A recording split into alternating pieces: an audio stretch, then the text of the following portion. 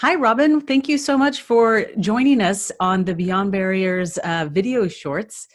Thank you so much for giving us the time. And for those of you who are watching us and tuning in, I have the honor of having Robin Elledge, who is an executive leadership coach and human resources consultant, who will be sharing with us some of her insights and expertise around what it takes to be a leader in an environment like the current one we are all experiencing. And it can be difficult where leaders are finding themselves in brand new situations or unprecedented, problems and decisions they're having to make. And we figured we'd bring on the expert, or one of the experts that we know, who really does coach senior leaders and executive individuals, and herself has had extensive backgrounds in holding executive leadership roles in organizations where she has to make the tough decisions. So, Robin, thank you so much for joining us. And let's kick this off. I mean, as I mentioned, there are lots of individuals and even emerging leaders who are finding themselves maybe leading for the first time, or leading, they may be seasoned leaders, but they're leading for the first time in an environment where the entire world, the globe, is kind of going through the same things. But the safety of people are causing them to make really hard decisions. Can you tell us, what has been top of mind with maybe the leaders that you've been coaching lately, and what is top of mind that they are dealing with, and what advice and coaching you're giving them? Sure. Thank you, by the way, Monica, for the Yes. invitation. What a time to be talking about leadership, right? Yes, So, absolutely. yeah, it's interesting because I think the leaders that I speak to, and I'm sure I echo probably your own experiences, they're in different places. Actually, I've been thinking about a framework recently that I Mm-hmm. hadn't thought about in years. It was originated by William Bridges. I don't know if you are The name familiar with sounds his very, work. yeah. Mm-hmm. Yeah, he wrote a book called Transitions, and Yes. he described ending, the neutral zone, and beginning. And the thing that has always stayed in my mind is this idea of the neutral zone, right? Because there's Mm-hmm. other models for change, ending and beginning and so forth, but he added this idea of the neutral zone. And I find that there are people all through that curve, right? Mm-hmm. Which makes sense because this is an incredibly human issue that we're dealing with now. And Mm-hmm. so the biggest thing I can recommend just to myself, let alone Mm-hmm. anybody else, is to lean into our humanity. Mm-hmm. Because, for those people who are out of a job, say, Mm-hmm. or who are worried about being out of a job or losing their business or afraid of losing their business, they're probably still in the ending phase, right? They're trying to figure out, they may be angry, they may be in denial. There's just a lot of emotion that's more on the negative side. On the other hand, I've also seen people who've kept a job, have no worry about leaving a job, who've, we've been in isolation now, at least in California. I'm in Los Angeles for 3 weeks now, four Yes. weeks, something like that. I actually came back from Egypt, so I was in right as it was starting, so I was in isolation before everybody else. But they actually have figured it out. I mean, Mm-hmm. temporarily at least. They've got their routine, they're moving on, and they may have actually already transitioned to the beginning stage. But I think there's a whole host of people in that neutral zone. And the one way that I think of describing it, and I don't remember if these were William Bridges' words or my interpretation of them, Mm-hmm. it's like you're on a curb and you see the other curb across the street, and Mm-hmm. that's where you want to get to. You're going to cross the street, get to that other curb. But as you leave the curb, as you leave your safety zone and you start to move across, all of a sudden a fog descends. And Mm. all of a sudden you can't see the other curb anymore. So you turn around to go back and that curb's gone too, and you're stuck in the middle of the street with, fog all around you and a big semi truck that you're worried is going to be headed down that street. And that's, I think, how it feels to a lot of people. It's this, because in the neutral zone, according to Bridges, you feel disoriented, you feel disconnected, you Mm-hmm. feel disorganized even. Right. And so that's why I think there's a huge opportunity for leaders You don't have to have all the answers. Nobody's expecting you to. We're all disorganized and Mm, disoriented a bit right now. Things right. are ambiguous. And so it's okay not to have the answers. So understanding our own vulnerabilities and, being open to being vulnerable, sharing our vulnerabilities, and communicating to the people around us that, look, I don't have all the answers, but I do have faith in Mm, you, and together we're going to figure this out. I think that's a really powerful message now, and to share stories about vulnerability and to be open to it, admitted to it. In fact, I was talking to Nikki for a few minutes before you mm-hmm. came in the room, and she was describing how over the last 4 weeks, she's noticed a transition from, 4 weeks ago on video conferences, people Mm-hmm. would be, in business attire and makeup and everything was just perfect. And over the 4 weeks, we've transitioned to, okay, I'm going to show up in my sweatshirt. I'm going to not Right. this is not the time to worry about being perfect. This is the time to think about being human. Exactly. I think that is a critical message. And what you were saying in that being vulnerable and humble enough to say, I don't have all the answers, but we're going to figure this out together. And I think that's probably one of the challenges that a lot of leaders have, and I know a lot of women leaders, is that sometimes you do feel, or you put the pressure on yourself that you need to know those answers. And I really take to heart what you're saying, is that you don't have to have all the answers. And I think giving people permission, or telling them to give themselves permission to not have all the answers, to figure it out together, because everybody's going through this unknown and this uncertainty together, that's the best that you can do. And I think you earn trust when you are Oh, vulnerable.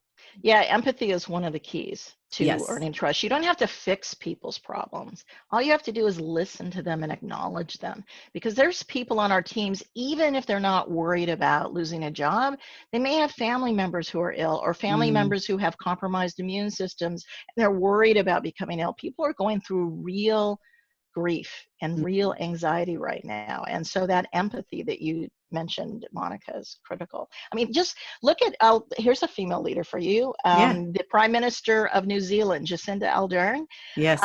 She was talking about how the Easter Bunny is an essential worker, Yes. and it reminded me, one of my clients, actually, the COO, is having once a week, he's telling stories on Hmm. Zoom to the kids, to the employees and their Hmm. kids. That's And amazing. like all of the employees are tuning in, not all, but many of them who don't even have kids. And they're seeing a different side of him that they've never seen before. Like, oh my Hmm. gosh, look at him. He's reading a childhood story, and he's a person beyond that, it's a sales organization. So beyond that high driving sort of He's persona that he human. puts, he's human. Yeah, Yeah. absolutely. And I do think that's the beauty of now everybody who has been, we're all forced to work remotely. And, it's a new lens into a side of the life of individuals that you just may not have experienced before. And there's a nice connection that, you're just getting to know another side of a person, like you said. And I think there are some silver linings to everything that we're going to. And if we look for more of those silver linings, it won't be as difficult. Right. So Robin, you graced us with more of your time recently, where you had a podcast interview with Nikki. And in the podcast, I was fascinated by, you mentioned that true leaders, or really great leaders, know how to navigate a paradox. Can you elaborate more on that for me? Sure. um, there's actually, I find there's a paradox right now in the situation Mm, we're in. mm-hmm, Normally, the desire to thrive is very action oriented. Okay, mm, we need to go work out. We need to go put a plan together. We need to execute upon that plan. mm-hmm, But the more complex a situation is, the more it calls for us, I think, to slow down and think. mm, And so there's this desire to push, but there's also a need to pause. And mm, that can be a paradox. And by the way, we do need to push on some things. For example, here's another leadership challenge that we're all facing, or soon to be facing. we're going to start opening up the country again, as the Right. phrase is going. And it may be a phased opening. There's some states or some cities that may open up, or some businesses that are going to open up before others. But we're all going to be faced with opening up, having people come back to work again. Mm-hmm. So what does that look like? What does that mean? What needs do employees have? Let's keep that humanity going, and let's organize our teams around what are going to be the needs that our employees are facing when they're coming back to work for the first time. Are we still going to be social distancing? How do you make that happen? How do you give a sense of connection at work, even in an environment where we may still not be shaking hands or hugging, or welcome back in a demonstrative way? How do we do that? And so those are the things we can push. There are some other business things, maintaining our cash and staying connected with customer. I mean, there's things to push on, but there's also things to pause on. Mm-hmm. Like, let's focus on, figure out our priorities.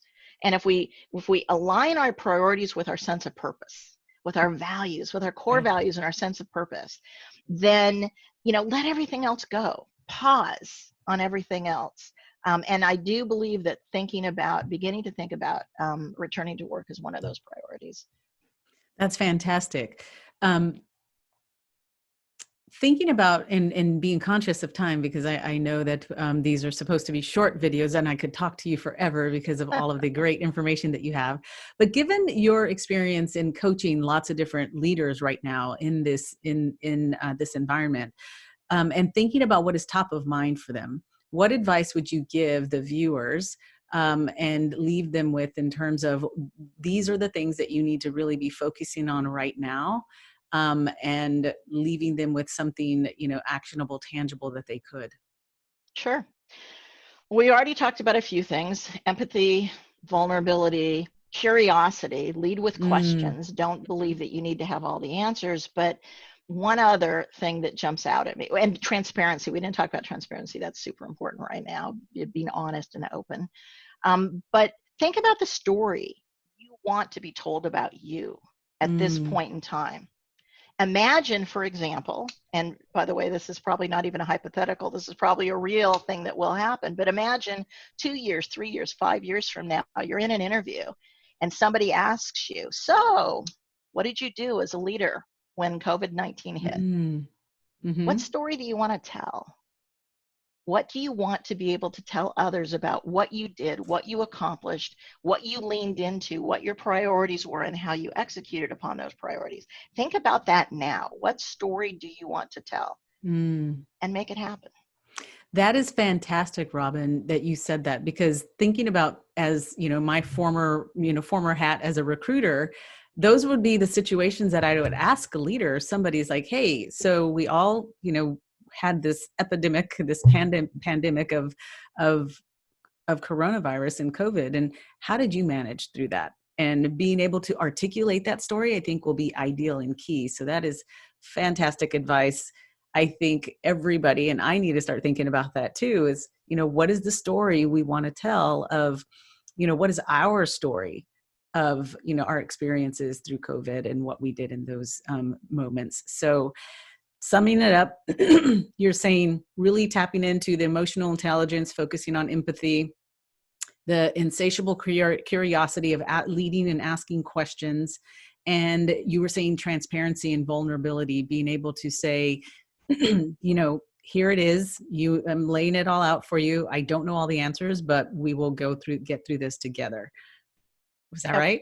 Absolutely. Awesome. Well, Robin, again, thank you so much for giving us the additional time. And for all of you all who are viewing and want to hear more from Robin, she does have our Beyond Barriers podcast that came out today with a lot more wonderful habits and hacks that she shares around, transitioning careers and preparing for the future of work. And again, navigating the paradox and knowing when to focus on the right thing at the right time. So there's a lot more of Robin for you to pick up on. So just tune in to the Beyond Barriers podcast on whatever app you love listening to podcasts on.